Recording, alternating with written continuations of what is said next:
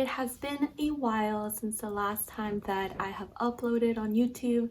To be honest, YouTube is really hard. It's not like Instagram or TikTok where you can just do something real quick and takes like an hour at most. It takes a very long time to film and to edit and to make things look the way that you want them to look. That has really slowed down my posting, but it's still fun. I still enjoy doing it, and I've been watching Adhd Plants, and she was talking about how when she started her YouTube channel, she made the commitment to film for a whole year, to do YouTube for a whole year, and if she decided at the end of the year that it wasn't for her, that she would quit. So I'm going to follow her advice on that. I'm going to try and do it for a year, even though I'm already like a month behind. To be honest, I have been filming clips here and there since the beginning of the year, but it's been hard to sit down and get this intro going. But anyway, long story short, I have a lot of plant chores that I have to get done, and today I also wanted to talk about ADHD a little bit because I have recently been diagnosed with it, and I kind of wanted to dive into that diagnosis and what it means to have ADHD. But plant chores, I have a lot of plant chores to get done. Trying to think, what do I have to do? Water my plants.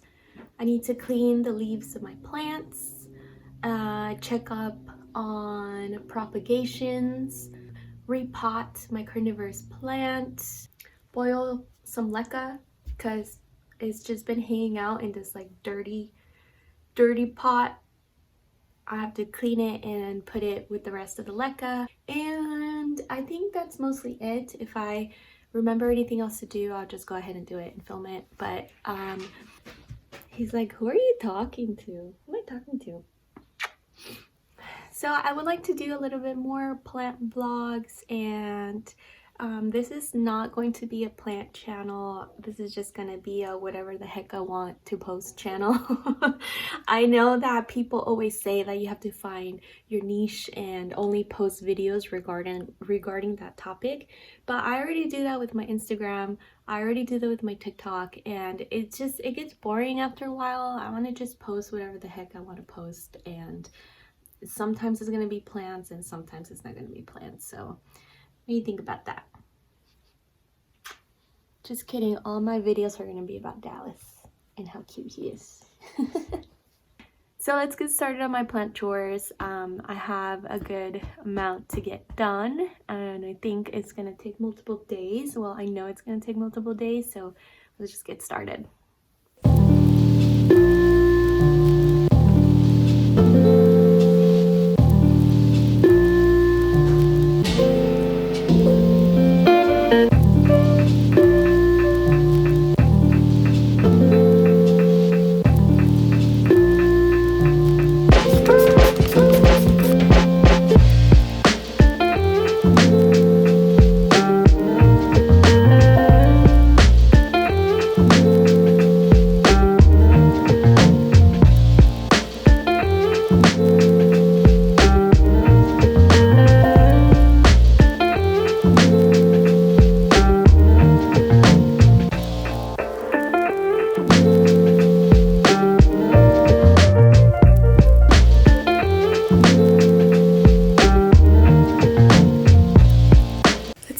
Of this I can get done today because I have to drive over to California City, and I want to leave in about an hour, so we're just gonna see what we can get done today. I actually made notes, so today I wanted to talk about being diagnosed with ADHD. I kind of typed things out that I wanted to say because I don't want to sound scatterbrained, and I would like to make sense when I'm talking and kind of really explain how I'm feeling and what I'm dealing with. Obviously, as you now know from the title and what I just said, I have recently been diagnosed with ADHD. Yes, diagnosed as an adult. And yes, diagnosed because of TikTok. I know that a lot of people are kind of judging the TikTok diagnosis, and I think I understand that, you know, sometimes I've been officially diagnosed by a psychiatrist and my primary doctor, but a lot of the time self-diagnosis is not taken as seriously as official diagnosis, and that's kind of problematic too, because a lot of people don't have the resources to see a psychiatrist or see even a primary doctor, at least in the United States.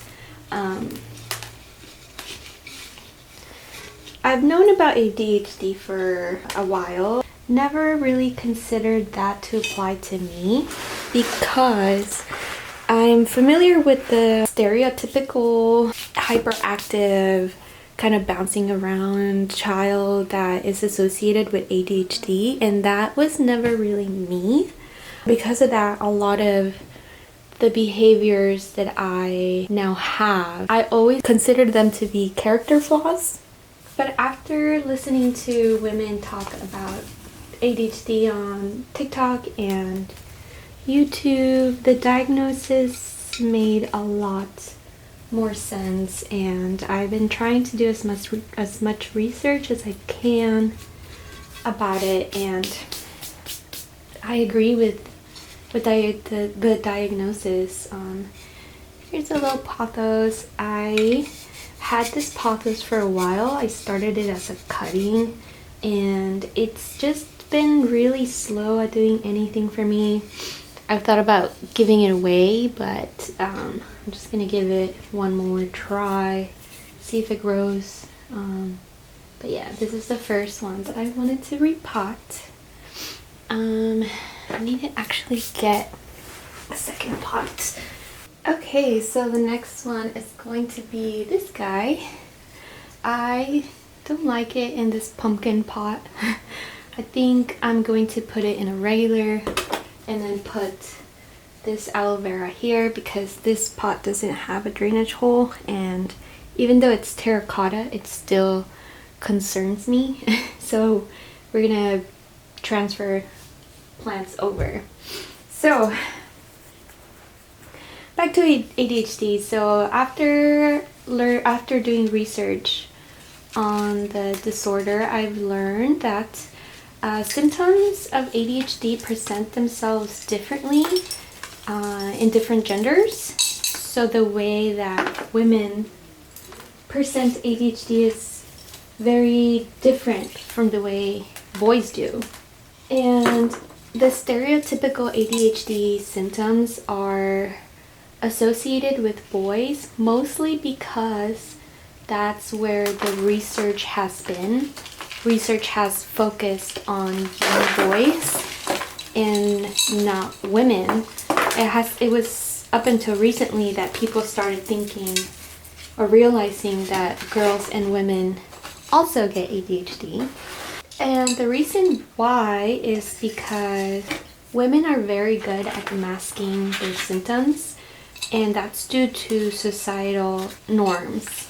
So women are expected to be polite and they're expected to be quiet. So they're not given the space to act hyperactive in the way that we think hyperactivity shows. So women, their symptoms are mostly internal, and because of that, because they're masking, a lot of women get labeled as lazy or disorganized, irresponsible.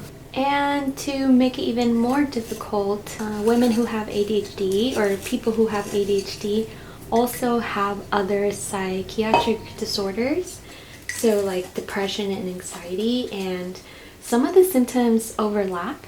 It just adds more to women being undiagnosed or misdiagnosed, which is something that I have. I also have been diagnosed with anxiety and depression, and I'm learning that it's they're kind of working together to give me a hard time in life.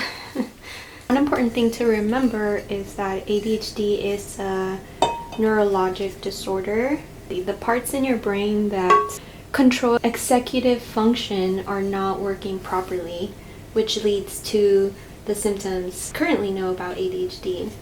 And also, like all psychiatric disorders, symptoms present themselves in a spectrum. And what might be true for one person might not be true for another person. And it really depends from person to person, gender to gender. So it's really important to remember that. And also, the diagnosis can be, I guess, complex and should be done by a doctor, because we all experience forgetfulness and we all experience inattention. We all stop paying attention to things when we're bored. We all procrastinate every once in a while. But when you have ADHD, the symptoms they're constant and more extreme to the point where it really affects your quality of life.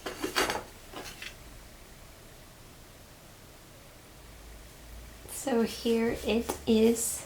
So this is not like a fancy plant. It's a pretty common plant, but I got cuttings for my mom and have been growing them, and I don't know, I think it's cute. I love the heart-shaped leaves. It's just like a regular anthurium, I believe. Nothing special, but I think it's cute. So where is my pothos? So it's over there.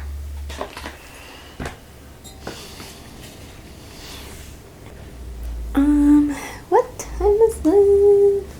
Okay, so I have 5 minutes and I'm going to repot this one, I think.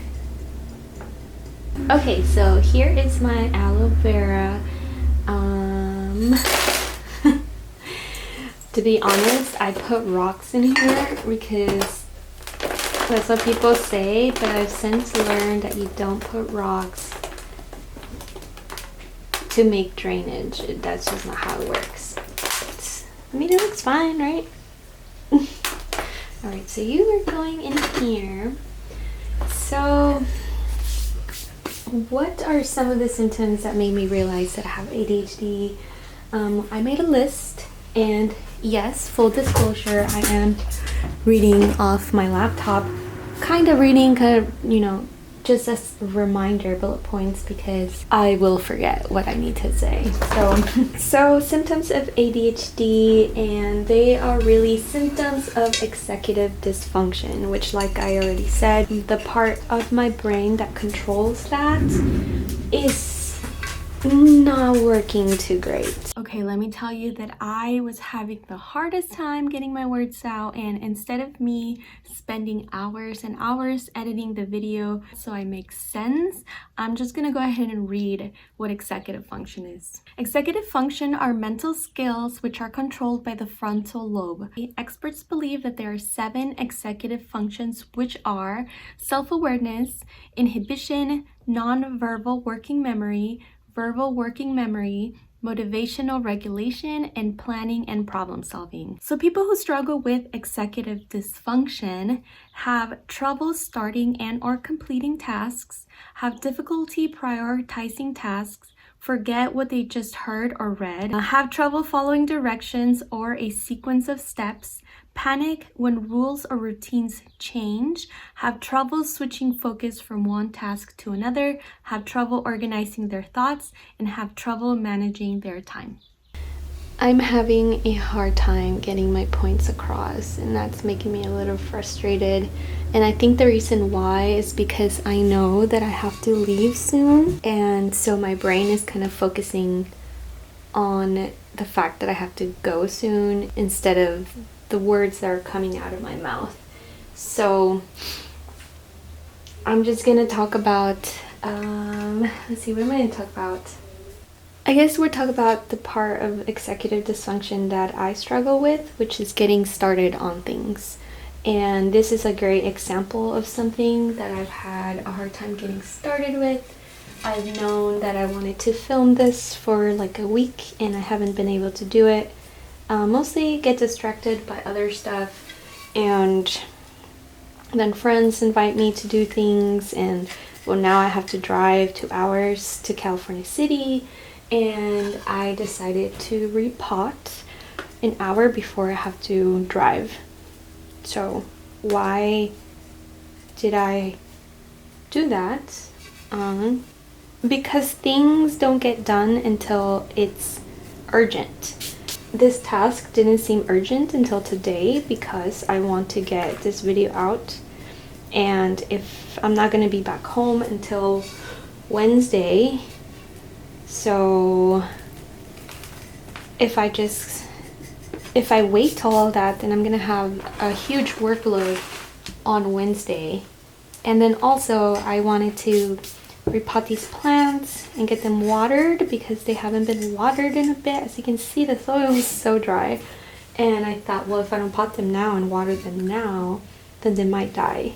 So it's that inability to do things unless I feel like I have no choice to do them.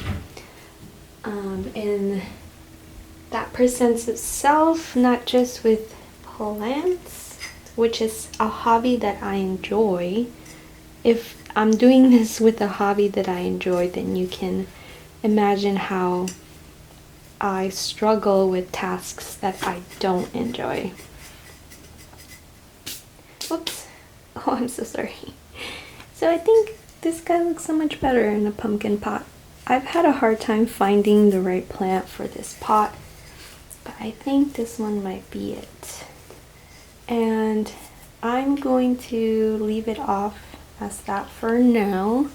I will come back to the rest of the plants when I'm back on Wednesday. So yeah, bye.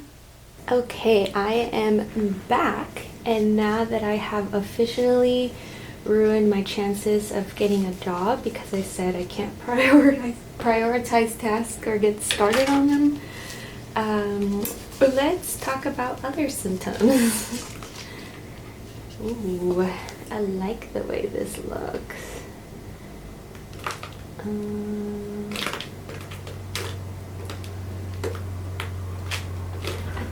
I think I'm going to keep this in the soil.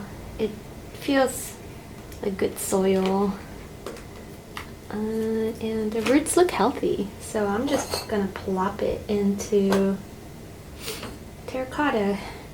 As you can tell, I love terracotta. I don't care what plant it is, I'm putting it in terracotta. Except for maybe like ferns, but I could never keep ferns alive, they always die on me. So okay, so next, you know, I'm gonna mix some of my soil with it. What the hell? I know plant people are probably mad at me for this right now, but I don't really care. I don't care. Okay, so another symptom is hyperfocusing, which kind of sounds silly after I just spent half the video talking about having a hard time to get started on tasks. But this is like the opposite. So when you find something that you are interested in, you hyperfocus. And I do this with plants. I can sit here and work on my plants for hours, even though I am hurting, like my shoulder hurts because the way I'm sitting is not very comfortable. Or just like any other task too. Like yesterday I'm learning how to crochet, and yesterday I was doing some crocheting and my arms were so sore. I don't know, I think because I'm just haven't been working out, but my arms were so sore and I just kept going because I was so determined to finish part of the pattern that last night. And the hyper-focusing can be a little bit frustrating because I'm just so, I'm so focused on this thing, and it seems like so crucial for me to finish the task at hand, and I just get really frustrated with it. And like if things aren't going perfectly, if things are kind of deviating a little bit, I just get so angry, and it's it's not fun, it's kind of unpleasant, and I'm an unpleasant person to be around when I'm in that state, because I'm just like, don't talk to me about anything, like I'm trying to do this thing, or like I'm just so sore and that's making me even more cranky. So yeah, it's silly. And let's see, I found out that I guess I am hyperactive. But like I said in the past, it doesn't present itself like little boys, disrupting classrooms, because I haven't been in a classroom since COVID hit. But because I have been home, where I'm not necessarily judged so much by my actions, I like trying to do my report. I will sit down for a minute, and then I like walk around, look at my plants, and then try to sit down and concentrate, and then I'll find something else, like I'll be spinning in my chair, and it's just silliness. Like I do feel like a little bit like a child who can't just like sit still. Like sometimes I'll have like my leg up on the desk and be like trying to focus. And one thing that I realized that was interesting was, so I think I already mentioned that some explanation, like when you have ADHD, like your brain is not producing dopamine the correct way.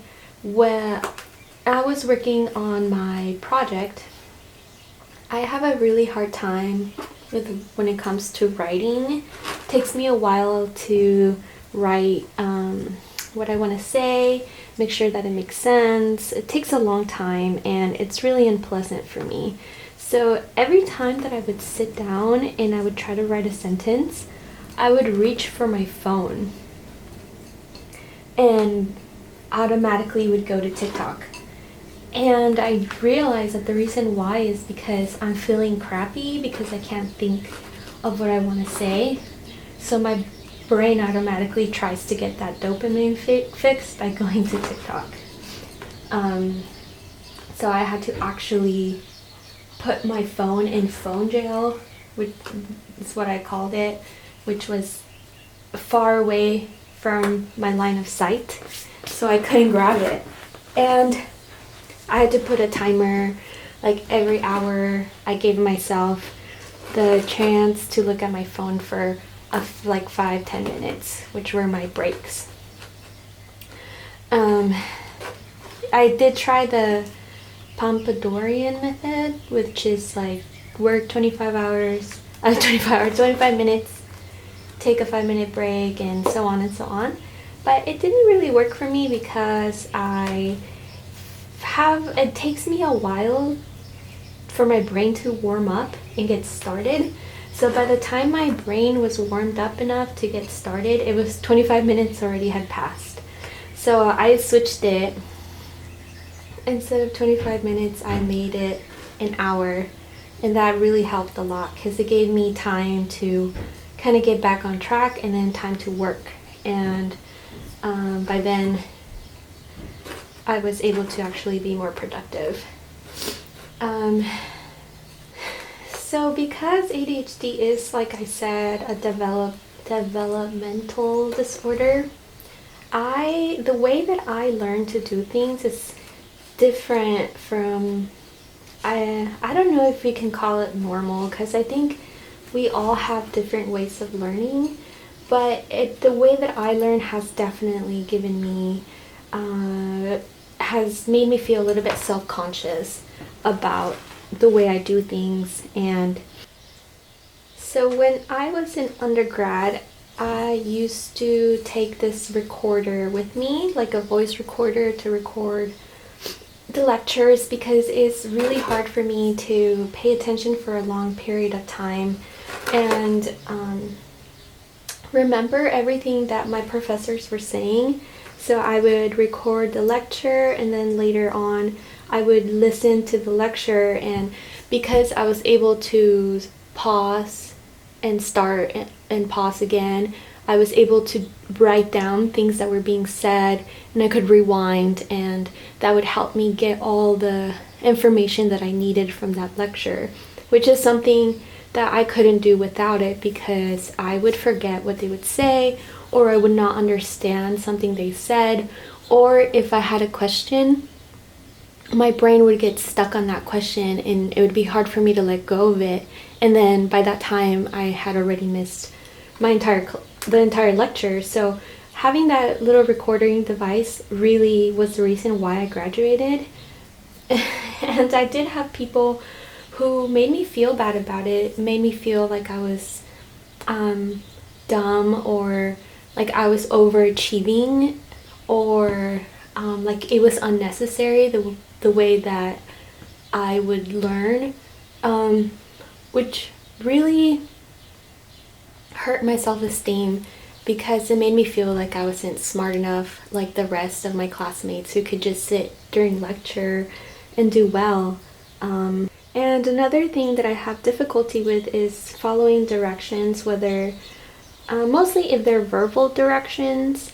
Sometimes if I guess also written directions frustrate me, and I'm really the type of person that learns by doing. So if you tell me how to do a task, I'm gonna have a hard time doing that task. Like, you need to show me, and then I need to do it once, and then once I do it, I can do it many times. And that's another thing that made me feel like there was something like wrong. Like, it made me feel really dumb, because like everybody, especially when you're like trying to learn a new board game or something, and people are like, well, you do this and then you do that and you do this, and I'm just like, I have no idea how to play this. And everybody around me would be like, oh, okay, yeah, that makes sense. And I'm just like, I don't understand. Like, am I stupid? Like, I just don't understand. So cute. It's so pretty. I love this plant, and I don't even know what it's called. I got it at my local plant shop. I guess I'll have to look it up, but it's so cute. Look at the foliage. What a beauty. Okay, so, and I always thought like, oh, maybe the reason why I can't play board games is because I grew up as an only child. My brother was born when I was 16 years old, so I didn't have that part of my childhood playing with board games, so I was just assumed it was that also. And you know, I thought I was like super dumb. Or like the way I would write my notes, and they would just be covered in like doodling, and they were just chaotic. They were so chaotic, I would have to often rewrite my notes so that I was able to put everything in a way that made sense. And I remember I had a friend who's not a friend anymore, just really like, one time they were just criticizing me because of I was taking time to rewrite my notes, and they thought that it was a waste of time, that I should just take notes the way they did, and that was proven to be effective, and da-di-da-da-da. And it made me really feel like, yeah, there was something just wrong with me, and like I was just so dumb that I couldn't learn in the simple ways that everybody could. So that really sucked for a while. Okay, I need to get the next plant. Okay, here is this plant. I am not repotting it. I'm actually gonna take these things out because I don't like the way that they grow in here. Probably because they're not getting enough sun. So I'm gonna take these out and put them outside. But I do want to keep this pot with these type of succulents, because they seem to be doing okay in here. But yeah, I painted this. I know it's a little silly. I don't know if you can tell, but that's the Scorpio constellation, because yes, I'm a Scorpio. Okay, and so what has not being diagnosed with ADHD, how has it affected my quality of life? And you see the little tiny roots? These plants are really cool because you can just cut them, stick them somewhere, and then they'll be like, oh, okay, I guess we're growing here now, and then they'll just root. But yeah, you guys are being evicted. I'll put it in here for now. Let's see. So not being diagnosed with ADHD, mostly it has given me incredible imposter syndrome, like you have no idea. And the reason why is because I have been able to mask my ADHD so well, and people, supervisors, teachers, friends, loved ones, they always say things to me like, you're so smart and you're very dedicated and you're a hard worker and all of these things. And to me, it makes me feel like I fooled everyone, because in reality, I'm having this terrible time trying to complete these tasks and these responsibilities, and I've completely lied to everybody, and they think I'm something I'm not. And that really kind of fucks up with your self-esteem, because especially in my field, like I am a biologist, and the people that I work with are just so incredibly smart and dedicated, and I'm always amazed at how organized they are and how just incredible they are at their jobs. And I feel like I can never live up to that. I can never be as good as they are. So it makes me feel like I don't really belong in the field that I am, and that maybe I'd be better off doing something easier. And that imposter syndrome really came out during my master's, because when you're doing graduate work, you don't have the strict syllabus schedule that you do in your regular classes. A lot of the work, you have to figure it out on your own. You have to do a lot of self-regulation, and it was hard for me to do all of that stuff. And so I really believed, and still believe, that I don't deserve a master's degree, because I don't feel like my skill sets are to that level. I don't feel like I fit in with the rest of people who have master's degrees. I feel like I'm just this clueless potato that just got by luck and chance, and not by the work that I've done. And I was watching a video on, I forget the YouTube channel, but she was interviewing a man that was diagnosed with ADHD. I think he was 43 years old. So his whole life, he didn't know he had ADHD, and the reason why he found out was because his daughter was diagnosed. And when he learned about her diagnosis, he was like, wait a minute, I think I have ADHD too.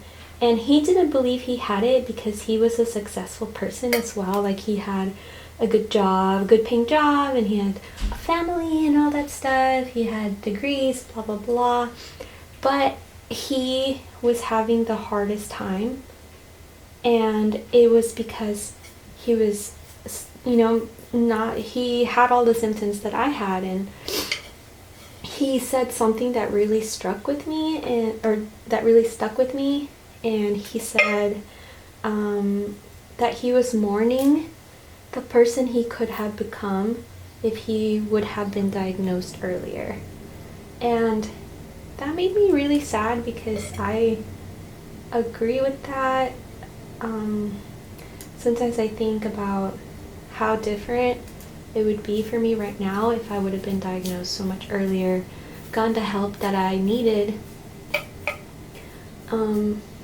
I feel like I would be a better person, a better scientist, better student, a better coworker, a better friend, and it sucks, you know, it really does suck, but I guess I've been diagnosed now, and I can still work on changing those behaviors that have been giving me a hard time all my life. And another thing that I found out is that people that have ADHD, especially women, have a hard time making and maintaining relationships, both romantically and as friendships. And when I tell you that making friends is so hard, like I feel really lucky that most of my friends I've known since I was in high school, and I have a new group of girlfriends who are really awesome and inspiring and have kind of gotten to know me as like being kind of clumsy and confused, and they show me that acceptance and compassion. So it's really great that I was able to meet these people. But I was trying to think, like, what is it that about ADHD that makes it difficult to have friendships? And I think what it is having a hard time staying attentive to conversations. I get really tired of talking to people, and it's not because I think people are stupid or annoying or whatever. It's just there comes a point where I'm kind of tired of talking and having a conversation, and I think that they can pick up on that and they stop the conversation, and I'm sure that comes off as really rude, like I don't care what they're saying, or I don't like them, or whatever it is. But it's not that, it's just that I can't, it's too stimulating for me, I guess, sometimes, especially when it's someone that I don't know. It's hard, and I'm also very antisocial, so that plays into it as well, and I'm guessing that's the reason why. I hope I'm not that unpleasant of a person, but a lot of the times, like, it does make me sad, especially around new people. I'm just like, oh, okay, like, how come I wasn't invited to this, like, dinner or something? And it puts a lot of stress because I think like I'm not good enough to hang out with a certain group of friends or whatever it is. That's most of my symptoms with ADHD, and like I said, I am definitely trying to get help. I'm trying to set up an appointment with a psychologist who's a cognitive therapist who can help me navigate through the diagnosis and the symptoms.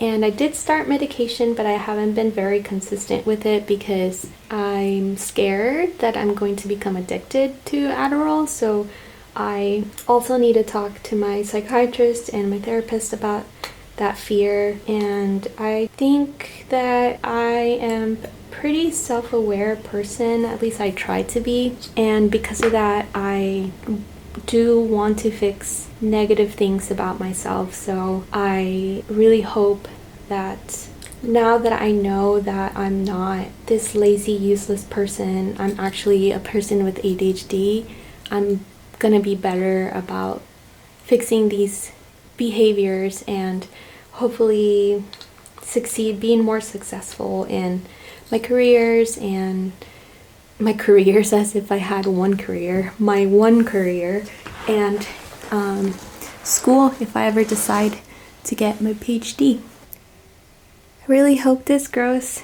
to be so pretty. We got some red ones that I really love, and these are supposed to be pink, but because it hasn't been that sunny lately, they're losing a little bit of their color. Like this one, you can see this one is it's retaining most of its color, I think, because it's closer to the window. And this one's really pretty. It's like round. It's got round leaves. So yeah, hopefully it grows super big and beautiful, especially because it has my painting on it. I'm not an artist, but that was fun to paint. So I neglected this plant while I was working on my master's, and I let the sphagnum dry out fully, which made the leaves dry out and die. But luckily the roots were still good, so I just poured water into it and it decided to grow new leaves, which is great because I didn't want to lose this plant. So I'm going to cut these off because they're dead, crispy dead. And I think I'm going to transfer this guy onto there. I think I'm gonna do it because it would be nice to have it just in one place. And even though this grows really fast, I think it will be fine since the leaves are still so small. But yeah, I love carnivorous plants. They're really cool. So yeah, I'm gonna transfer it over.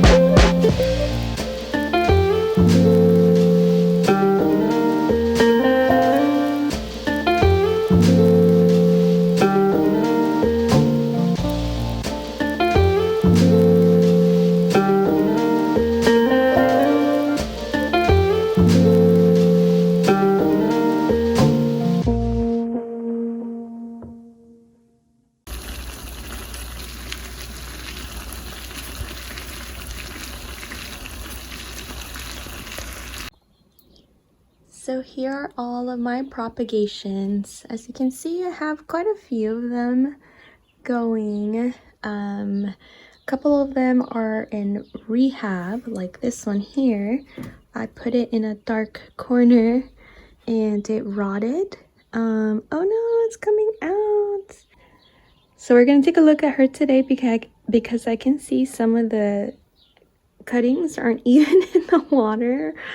I'm going to figure out how to keep him inside, and that's probably why they're looking so dry. I haven't been home in a couple of days, so I haven't been able to keep an eye out on these. Yeah, they feel like they need water. So we're gonna try again with her. Hoya.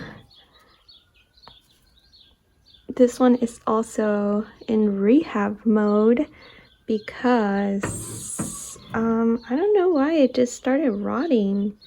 It started rotting and now I'm just trying to bring it back to life or to root it. Probably going to put it in leca once it starts rooting a little bit more. Oh, these are the roots that I was able to save. They look okay, but you can see some of the old roots on there, the really thin ones. And we're gonna take a look at it, change the water for her. This one is a mixture of, it's a mixture of micans and green heart philodendron. I can see some leaves not looking so good, so we're gonna cut those off and see what we can do for her. More of my green leaf philodendron. This one is actually doing pretty good, so we're happy about her. Let's see, over here we have watermelon peperomia. It's already rooting. I think those are roots. So we'll just change the water. Over here I have some variegated string of hearts, some regular string of hearts, and this Hoya. This little piece of Hoya was with my Hoya avavada. It came with the Hoya avavada, but I think it's a heart-shaped Hoya. I forget the actual name of it, but I think they accidentally put a heart-shaped one with my ovavada, and it's rooting, so yay. And then, oops, I have a poor man's greenhouse right here. I bought this container at Daiso and I have a few things in here. Hoya curtsy. I'll put the name on the screen, I can't pronounce it. Some more string of hearts, variegated, and black velvet alocasia. Is that the right word? And I actually haven't checked up on these in a bit, so let's take a look at how everybody is doing. Hello from the outside world. I hope you can hear me. I'm outside because Dallas wants to play in the pool, so I'm just gonna do everything out here. I'm sorry if it's too dark as well. We're under the shade, so, and Dally is playing in the background, so all that splashing you hear is Dallas playing in the pool.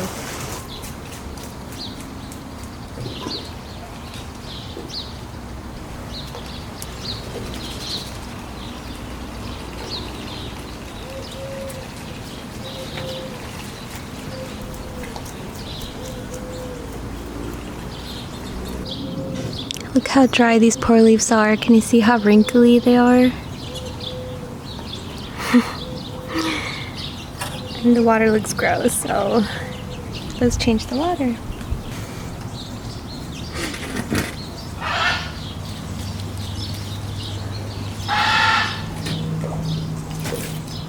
Let's see what's going on here. So for some reason, this cutting doesn't want to root. I'm thinking of just chopping it up into like individual cuttings so that it can actually root.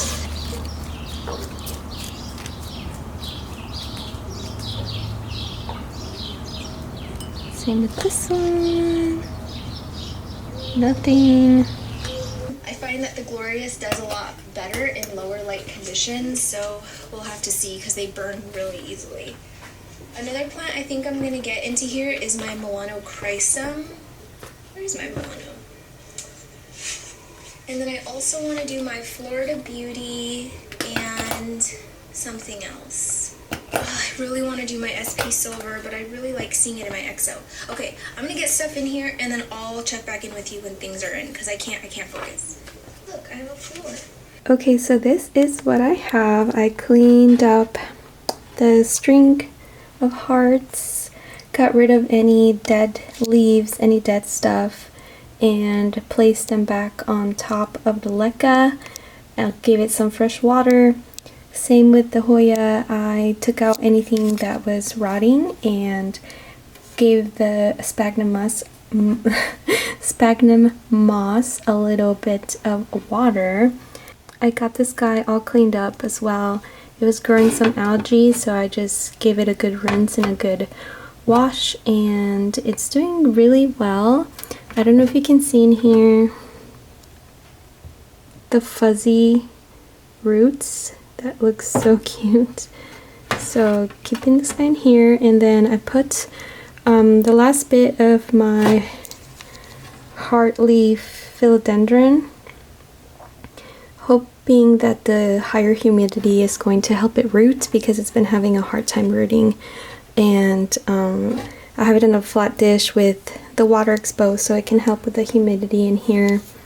And I basically cleaned all the other propagations, made sure they had fresh water, made sure that they are actually in the water so that they can actually root, because as I showed earlier, one of my plants wasn't even in the water, so that was kind of a bummer. I did take a few leaves out of it because they were dying and they were all mushy and gross, but I'm hoping that now it's going to do a lot better. So that is going to conclude today's video. Thank you for coming along with me to do all these chores. I know it took me longer than I expected it to take, but if you wanted a realistic ADHD video, then this is it, because I got myself distracted with a bunch of other stuff and kept pushing this off to the side, but it's finally completed. I'm hoping that I can kind of get the hang of making videos now and produce more videos more often, but we'll see how that goes. I'm trying to put more importance to this, because if it's not important, then, you know, my brain doesn't feel the need to sit down and film what I'm doing. But thank you, like I said, for watching, and I'll see you next time. Bye.